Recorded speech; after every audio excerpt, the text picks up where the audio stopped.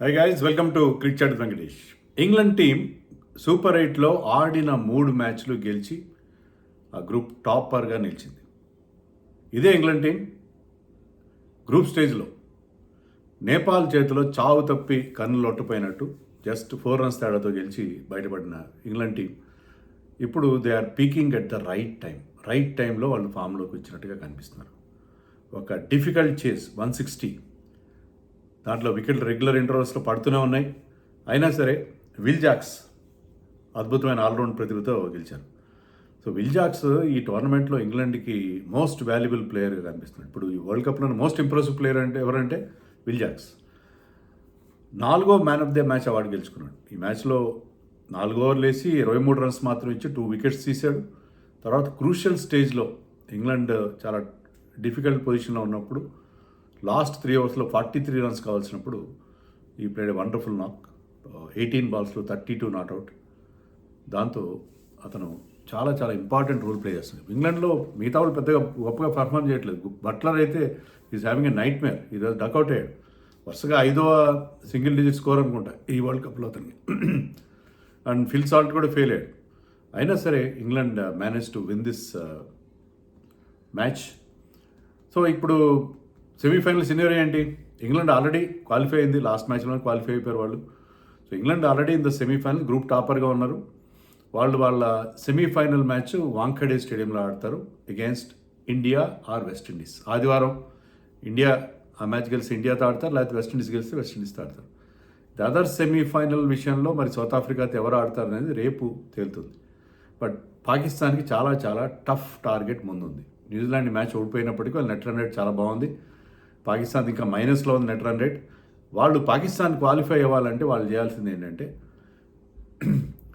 శ్రీలంకని రేపు జరగబోయే last super 8 మ్యాచ్లో వాళ్ళ గ్రూప్లో వాళ్ళు శ్రీలంక మీద 65 రన్స్ మార్జిన్తో గెలవాలి.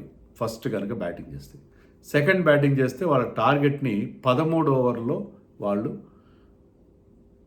రీచ్ కావాలి. 13 ఓవర్స్ 13 ఓవర్లో 13 ఓవర్స్లో they have to reach the target. Second batting చేస్తే, ఫస్ట్ బ్యాటింగ్ చేస్తే 65 రన్స్ మార్జిన్తో గెలవాలి. 65 రన్స్ మార్జిన్తో గెలవడానికి కొంత అవకాశం ఉంటుంది. 13 ఓవర్స్లో టార్గెట్, అందులో వాళ్ళకి స్ట్రైక్ రేట్స్ చాలా దారుణంగా ఉంటాయి.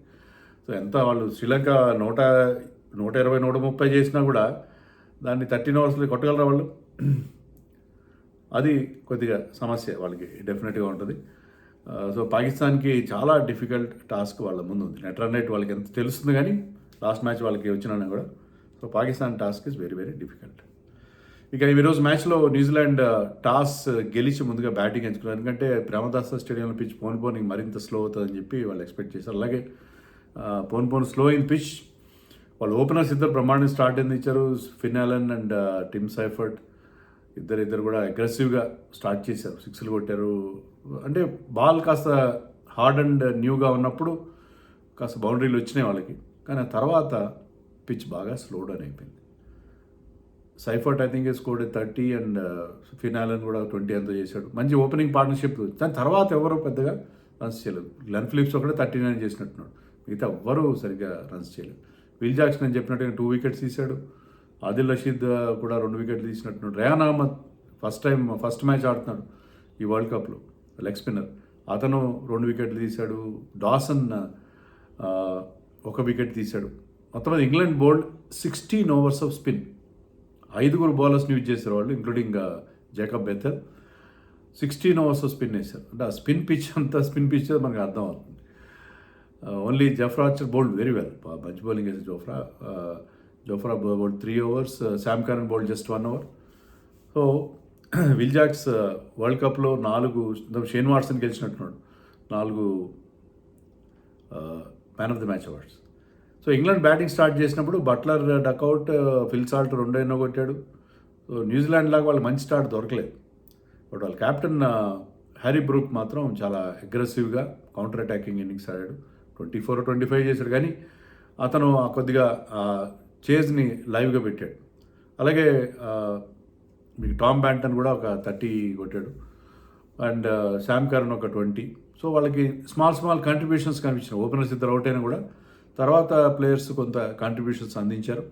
బట్ 16th ఓవర్ ఎండింగ్లో మీకు టామ్ బ్యాంటన్ అవుట్ అయ్యాడు. సో లాస్ట్ 3 ఓవర్స్లో 43 రన్స్ కావాలి. ఆ స్టేజ్లో ఇద్దరు రైట్ హ్యాండర్స్ ఉన్నారు. రెహాన్ అహ్మద్ వచ్చాడు. Rehan Ahmed can bat well. Rehan Ahmed basically a leg spinner అయినప్పటికీ అతను ఆల్రౌండర్. ఇంగ్లాండ్ కొనే అడ్వాంటేజ్ అది, they bat very deep. So Rehan Ahmed and Will Jacks కలిసి గ్లెన్ ఫిలిప్స్ ఆఫ్ స్పిన్నర్ని 17th ఓవర్లో ఇద్దరు రైట్ హ్యాండర్స్కి అగేన్స్ట్గా వాడడం అంటే వాళ్ళకి ఛాయిస్ లేదు. దానివల్ల ఎందుకంటే వాళ్ళకి ఇషోది బాగా ఎక్స్పెన్సివ్గా బౌలింగ్ వేసాడు, 2 ఓవర్లు వేసాడు. సో గ్లెన్ ఫిలిప్స్ చేత బౌలింగ్ వేస్తే and Glenn Phillips went for 22 runs ఆ ఓవర్లో ఇద్దరికిద్దరు. రెహాన్ అహ్మద్ కూడా 6 కొట్టాడు టు స్టార్ట్ విత్. సో ఇద్దరికిద్దరు రన్స్ కొట్టడంతో ఏంటంటే 22 రన్స్ వచ్చాయి. రచిన్ రవీంద్ర 3 వికెట్లు తీసాడు. వాళ్ళకి యాక్చువల్గా శాంట్నర్ తప్ప మంచి స్పిన్నర్ లేకుండా అయిపోయింది. రచిన్ రవీంద్ర 3 వికెట్లు తీసాడు, 19 రన్స్ ఇచ్చాడు, వెరీ గుడ్ బౌలింగ్. బట్ ఎప్పుడైతే ఆ 22 రన్స్ వచ్చిన గ్లెన్ ఫిలిప్స్ ఓవర్లో అప్పుడు ఏంటంటే 43 runs with Will Jacks and Rehan at the crease, last recognised pair. వాళ్ళకంత డౌట్గా కనిపించింది. కానీ వాళ్ళిద్దరు కలిసి నెక్స్ట్ ఓవర్లో శాంట్నర్ ఓవర్లో 16 రన్స్ కొట్టారు. ఇద్దరికిద్దరు కూడా బ్యాట్లు జులిపించడంతో లాస్ట్ ఓవర్లో జస్ట్ 7-8 రన్స్ ఎంతో అవసరం ఉన్నాయి, అవి ఈజీగా వాళ్ళు సాధించారు. సో ఇంగ్లాండ్ ఆడిన 3 మ్యాచ్లు గెలిచింది. New Zealand also look impressive. ఈ గ్రూప్లో వాళ్ళు కూడా బాగానే పర్ఫామ్ చేశారు. ఆ స్పిన్నింగ్ ట్రాక్స్ మీద కూడా వాళ్ళు బాగానే ఆడారు మొత్తం మీద. బట్ వాళ్ళు సెమీఫైనల్కి వెళ్తారా లేదని వెళ్తారు, మోస్ట్లీ వెళ్తారు. రేపు పాకిస్తాన్ వర్సెస్ శ్రీలంక మ్యాచ్తో మనకి క్లారిటీ వస్తుంది. బట్ ఇండియా ఇంగ్లాండ్ సెమీఫైనల్ జరిగే అవకాశం ఉంది ముంబై వాంఖేడే స్టేడియంలో, provided India beats England on Sunday. England beats West Indies on Sunday రాదు.